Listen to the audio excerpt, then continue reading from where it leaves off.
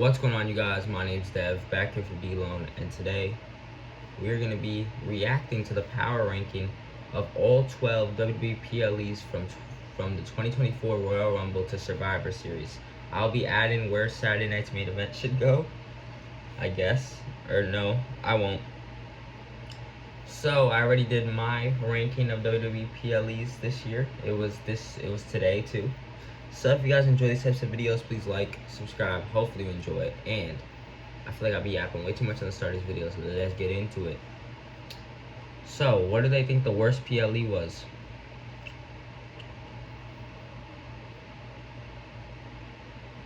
They saying Survivor Series War Games was the worst PLE. The dust is still settling on Survivor Series, but it was easily WWE's most inconsistent card of the year.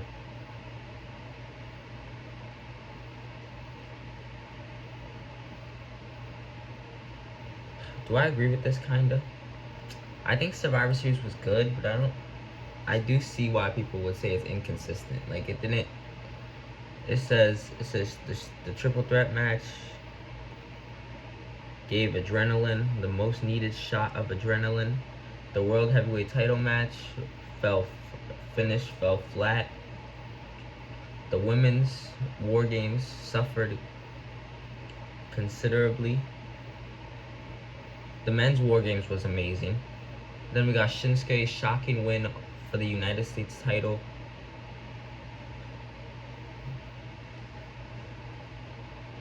Boosted something. Then we got the second worst card of the year, which was Bad Blood. WWE scrapped Payback and Fastlane on this year's PLE schedule in favor of Bad Blood, which hasn't been held in 2 decades. It fell on October 5th. It was a perfect PLE for CM Punk and Drew McIntyre to have their big feud blow off inside of a Hell in a Cell. Fittingly, the first ever such match headlined the first ever Bad Blood was when Shawn Michaels and The Undertaker had an instant classic in 1997. Punk and McIntyre delivered a 5-star masterpiece on their own, finishing their feud. Then the opener then we had Cody Rhodes and Roman Reigns faced Solo and Jacob, which was decent. And then that match was able to live up to the hype, but the rest of the card was left to desire. It says Nia Jax versus Bayley and Liv Morgan versus Rhea Ripley rematches from SummerSlam were mediocre at best, and Finn Balor and Damian Priest failed to amaze. Oh, I guess I kind of get what they're saying. Only Punk and Drew was like the instant classic.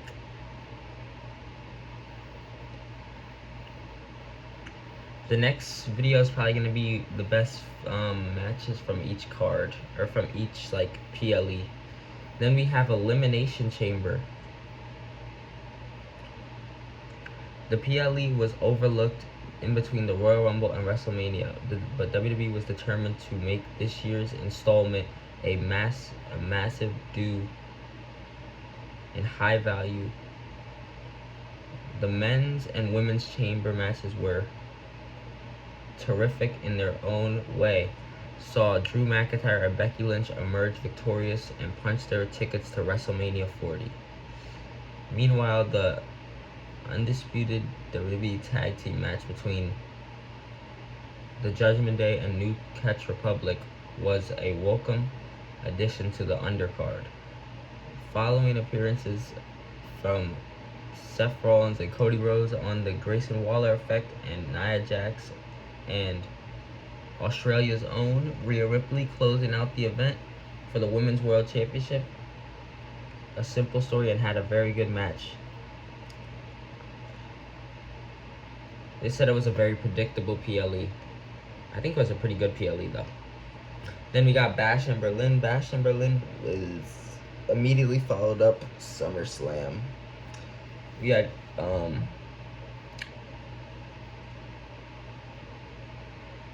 Cody Rhodes and Kevin Owens brought the best out of each other in the opener for the WWE Undisputed Championship. As we all know, this was the merely first step in their storyline.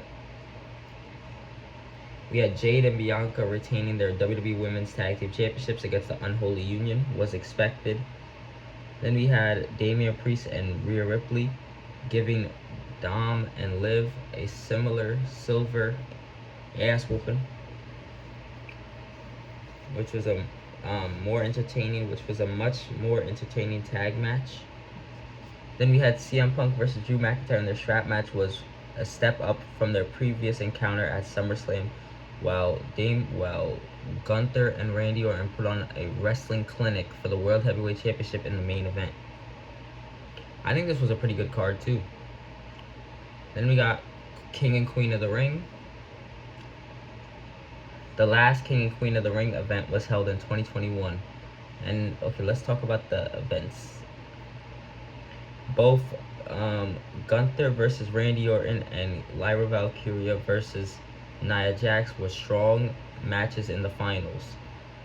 And everywhere else on the undercard, Sami Zayn beat Bronson Reed and Chad Gable to retain the WWE Intercontinental Championship. Liv Morgan upset Becky Lynch for the Women's World Championship to cement her heel turn. And Logan Paul had virtually no chance of dethroning Cody Rhodes as the WWE Undisputed Champion so early into his reign. Pretty good card too. We got Clash at the Castle in Scotland. AJ Styles versus Cody Rhodes delivered one of the most grueling I Quit matches in years. Climax. The American Nightmare forced AJ to utter the words "I quit" after threatening to throw the steel steps at him. The Women's Tag Team Championship Triple Threat match was put on a tough position. The Unholy Union steal the tag team titles. Chad Gable and Sami Zayn contested an amazing match for the Intercontinental Championship, and Bayley versus Piper Niven didn't have the same juice behind it for the Women's World Championship, or for the Women's Championship.